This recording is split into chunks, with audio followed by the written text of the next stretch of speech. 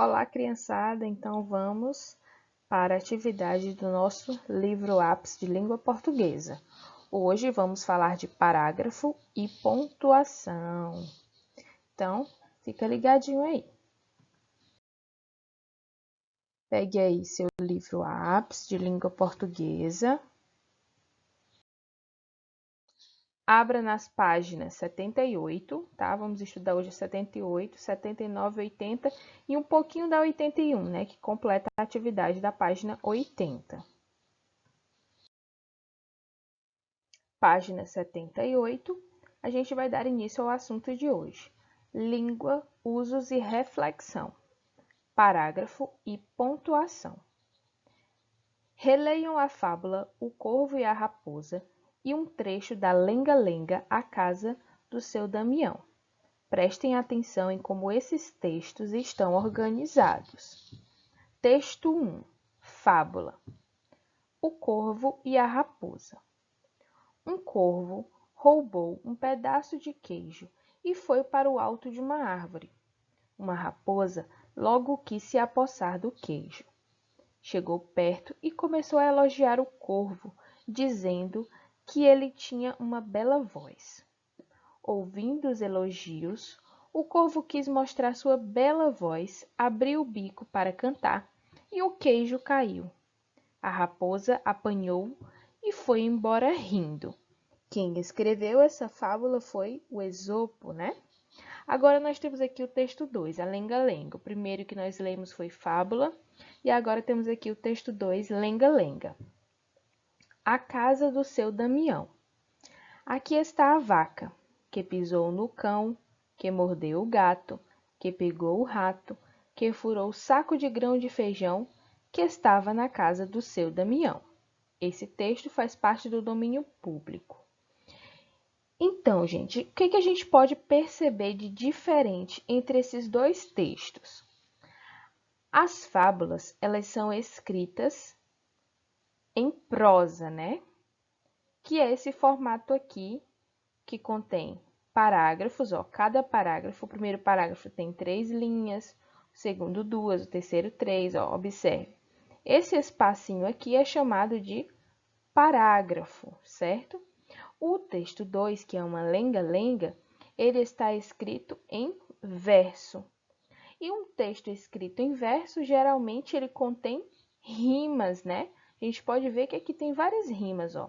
Aqui está a vaca, que pisou no cão, que mordeu o gato, que pegou o rato, que furou o saco de grão de feijão que estava na casa do seu Damião. Aqui, gato rima com rato, feijão com Damião, com cão, né? Então, temos aqui várias rimas, porque esse é um texto escrito em verso. E aí, nós temos algumas questões aqui na página, a partir da página 79, sobre essas diferenças. Então, vamos ver? Questão 2. Relacione cada ideia a um dos textos e coloque 1 para indicar a fábula e 2 para indicar a lenga-lenga. Então, o que a gente pode perceber?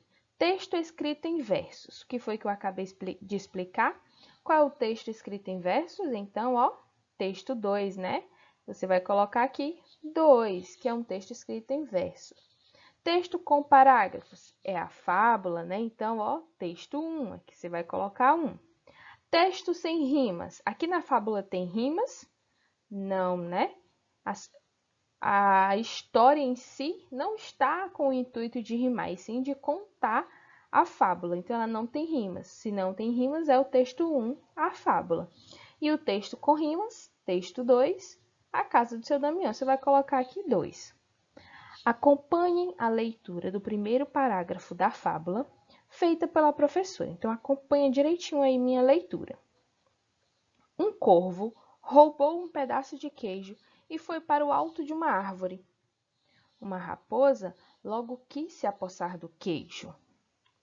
Observem como a voz da professora, cada vez que ela chega ao sinal, esse sinal aqui, ó, o que acontece quando eu chego nesse sinal? Eu dou uma pequena pausa, né? Porque esse sinal chama-se ponto final. Cada ponto final marca o fim de uma frase. Então, aqui nós temos 1, 2 pontos, né? Observe. Um corvo roubou um pedaço de queijo e foi para o alto de uma árvore. Aqui já é a primeira frase. Uma raposa logo quis se apossar do queijo. Aqui é a segunda frase, certo? Então, temos aqui algumas perguntas. Contem os pontos e respondam. Quantas frases há nesse trecho? Você vai colocar bem aqui dentro quantas frases tem. Letra B. Juntos, leiam o trecho a seguir. A raposa apanhou e foi embora rindo. Quantas frases existem nesse parágrafo?